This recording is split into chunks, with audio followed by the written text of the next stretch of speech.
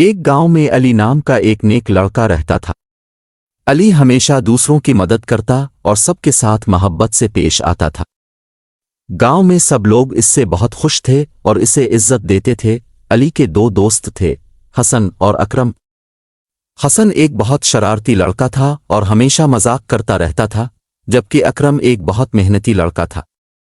دونوں علی کے اچھے دوست تھے، لیکن حسن اکثر شرارتوں میں علی کو بھی شامل کرنے کی کوشش کرتا تھا۔ ایک دن حسن نے علی سے کہا، آؤ علی، آج ہم بازار جا کر لوگوں کے ساتھ مذاق کرتے ہیں۔ علی نے جواب دیا، نہیں حسن، ہمیں کسی کو تنگ نہیں کرنا چاہیے، بلکہ ہمیں دوسروں کی مدد کرنی چاہیے۔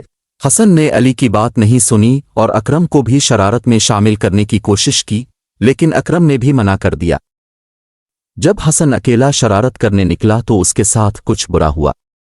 وہ ایک بڑے گڑھے میں گر گیا اور بہت تکلیف میں تھا۔ وہ مدد کے لیے چلا رہا تھا، لیکن کوئی اسے سننے والا نہیں تھا۔ جب علی اور اکرم کو حسن کی حالت کا پتہ چلا تو وہ فوراً اس کی مدد کو پہنچے۔ علی نے حسن کو گڑھے سے نکالا اور اسے پانی پلایا۔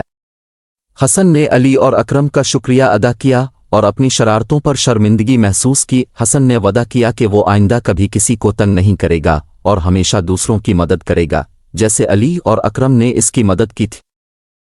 سبق: اس کہانی سے ہمیں یہ سیکھنے کو ملتا ہے کہ دوسروں کی مدد کرنا اور دوسروں کے ساتھ اچھا سلوک کرنا ہمیں عزت اور محبت دیتا ہے۔